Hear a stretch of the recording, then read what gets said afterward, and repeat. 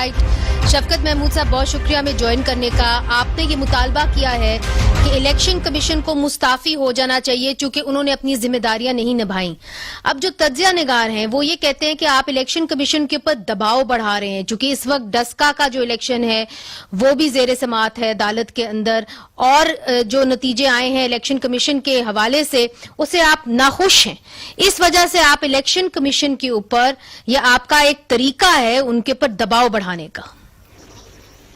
बिल्कुल गलत बात है। बात यह है कि इलेक्शन कमीशन का जो दस्के के इलेक्शन की पिटीशन है वो तो सुप्रीम कोर्ट में, वो इलेक्शन कमीशन के पास तो नहीं है इस वक्त।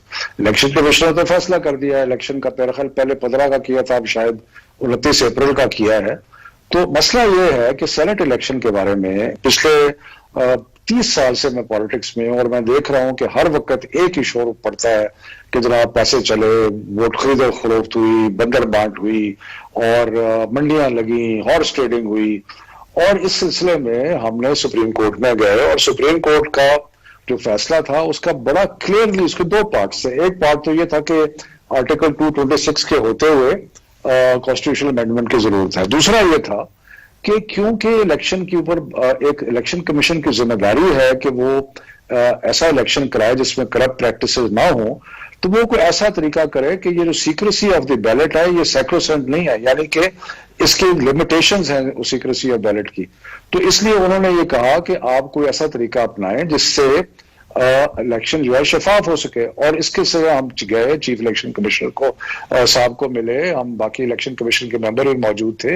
हमने उनसे इस्तदा की कि सुप्रीम कोर्ट के फैसले के बाद आपके पास ये अपॉर्चुनिटी आ गई है कि आप कोई इस तरीके से कोई तरीका इस्तेमाल करें, बैलेट पेपर पे कोई निशान लगाएं या कोई कोड लगाएं या कुछ करें कि जिससे अगर मुतनाज़ा होता है तो पता चल सके कि इलेक्शन फेयर हुआ या नहीं हुआ और किसने गलत काम किया है। तो उस सिलसिले में उन्होंने रिजेक्ट कर दिया, कमेटी बना दी।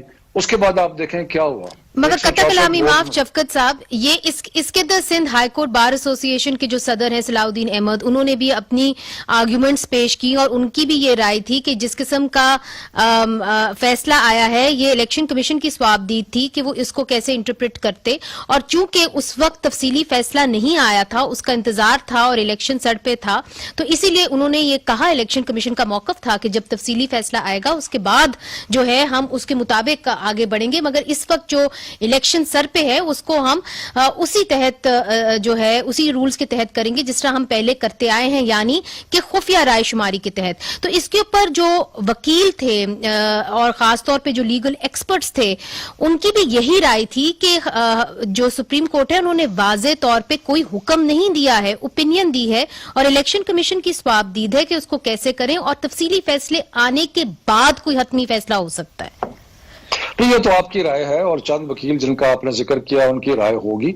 हमने भी वकीलों से मशवरा किया था और हमारे वकीलों ने कहा कि सुप्रीम कोर्ट का फैसला जो है वो स्पेसिफिकली इस चीज की गुंजाइश पेश करता है कि इलेक्शन कमीशन कोई ऐसा तरीका अपनाए कि जिससे, और मैंने जब चीफ इलेक्शन कमिश्नर से हमारी मुलाकात हुई तो मैंने यही अर्ज किया कि जो वोटर है उसके अगर जहन में खदशा होगा कि कल को मैं करप्ट प्रैक्टिसेस करते हुए पकड़ा जाऊंगा और अपने नजर आएगा कि मैंने वोट जो है जिस तरफ देना चाहिए था वहां नहीं दिया, तो उसके लिए एक डिटरेंस होगा। लेकिन उन्होंने हमारी बात नहीं मानी और आप कोर्ट कर रही हैं। बहरहाल उसके ऊपर दो राय है और एक ये भी है कि इलेक्शन कमीशन ये कहता है कि जी हम किसी किस्म की तरमीम नहीं कर सकते कॉन्स्टिट्यूशन के अंदर, ये स्वाबदीद पार्लियामेंट की है। देखें, जो सुप्रीम कोर्ट ने जो फैसला किया था उसके अंदर बड़ा क्लियर था कि सीक्रेसी ऑफ बैलेट जो है वो लिमिटेड है, वो अनलिमिटेड सीक्रेसी नहीं है।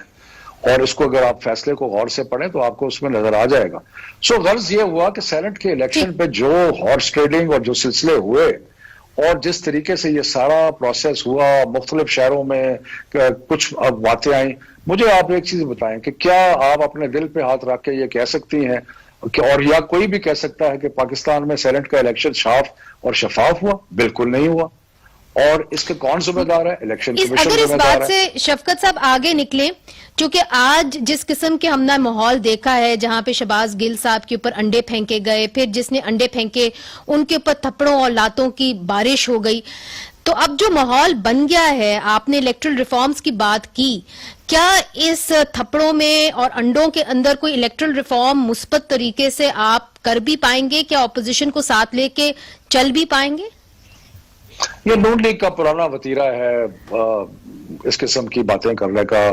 جو واقعہ پارلیمنٹ کے سامنے پیش آیا اس میں مجھے آپ یہ بتائیں، یہ جان کے پرووک کیا گیا کیونکہ ہمارے ورکرز وہاں پہ اکٹھے ہوئے تھے، ان کے بیچ میں گھس کے عمران خان کے بارے میں باتیں کی اور تحریک انصاف میں باتیں کی، جان کے پرووک کیا کیونکہ ووٹ آف کانفیڈنس ہو رہا تھا. ایک سیاسی چال تھی، ایک سیاسی چال تھی جس کے تحت انہوں نے پرووک کیا اور پھر گھسے تو مکے تو وہ اپنا عباسی اور ڈاکٹر مصدق مار رہے تھے. تو یہ تھرو آؤٹ، اور آج انہوں نے حملہ کر دیا شہباز گل کے اوپر، تو یہ تو ان کے پرانے وتیرے ہیں. بہرحال ہم نے تو ان کو آفر کی ہے کہ وہ الیکٹورل ریفارمز پہ آئے، لیکن ہمارا جو فیلئر نظر آیا ہے وہ سیاسی جماعتوں کا تو جو آپس میں چلتا رہتا ہے وہ تو چلتا رہتا ہے، لیکن فیلئر جو نظر آیا وہ الیکشن کمیشن کا فیلئر نظر آیا. شفقت صاحب، ایک اور سوال وہ یہ ہے کہ میاں نواز شریف صاحب 3 دفعہ وزیر اعظم اس ملک کے رہ چکے ہیں. انہوں نے الزامات لگائے ہیں اور انہوں نے مطالبہ کیا ہے کہ جو میری، اور بلکہ یہ کہا انہوں نے کہ جو میری بیٹی ہے مریم نواز صاحبہ، جو وائس پریزیڈنٹ بھی ہیں پاکستان مسلم لیگ نون کی، ان کو دھمکیاں آ رہی ہیں. اب یہ بہت سنگین الزام ہے. کیا پاکستان تحریک انصاف اس کے اوپر کوئی تحقیق کرے گی؟ چونکہ یہ 3 دفعہ وزیر اعظم رہ چکے ہیں، ایک رسپانسبل شخص ہیں، اور یہ بہت ایک سخت قسم کا الزام ہے. ہم نے ماضی میں دیکھا ہے کہ کیسے بے نظیر بھٹو صاحبہ کو شہید کیا گیا، پھر اکبر بگٹی کو بھی شہید کیا گیا. نواز شریف جو ہے وہ فرار ہے اور وہ کنوکٹڈ ہے، کرپٹ آدمی ہے اور جھوٹ بول کے بھاگا ہے یہاں سے اور انگلینڈ میں چلا گیا ہے. اور جو شخص جس نے اتنے جھوٹ بولے ہیں اور جو آپ کے قانون سے فرار ہوا ہے، اس کی بات کو سیریسلی لینا جو ہے وہ تو میرا خیال ہے کسی طرح جائز نہیں ہے. اور یہ اس قسم کے سیاسی ہتھکنڈے یہ کرتے رہتے ہیں کہ جی اس کو خطرہ ہے، اس کو خطرہ ہے. بہرحال ہماری طرف سے کسی کو کوئی دھمکی نہیں ہے. اور جاوید لطیف کے خلاف جو مظاہرے ہو رہے ہیں، پھر ہم نے دیکھا کہ کیسے شیخو پورہ میں ان کے گھر کے ارد گرد بھی گھیراؤ کیا گیا. کیا آپ سمجھتے ہیں کہ جاوید لطیف کے خلاف پاکستان تحریک انصاف کوئی فارمل ایکشن لے گی؟ دیکھیں، فارمل ایکشن تو گورنمنٹ کا قانونی ادارے جو ہیں وہ ایگزامن کر رہے ہوں گے، مجھے اس کا علم نہیں ہے. لیکن جو جاوید لطیف نے باتیں کی وہ انتہائی شرمناک ہیں کہ جی ہم پاکستان کھپے نہیں کہیں گے. مطلب ہے کہ یہ تو بڑی ایک پاکستانی کے لیے اور ایک رجسٹریٹر کے لیے انتہائی شرمناک اور واہیات بات ہے کہ جی ہم پاکستان کھپے نہیں کہیں گے. تو باقی ہم نے ایک سیاسی طور پہ اور ایک پاکستانی کے ہونے کی حیثیت سے ہمیں شدید اعتراض ہے جو وہ کر رہے ہیں. بہت شکریہ.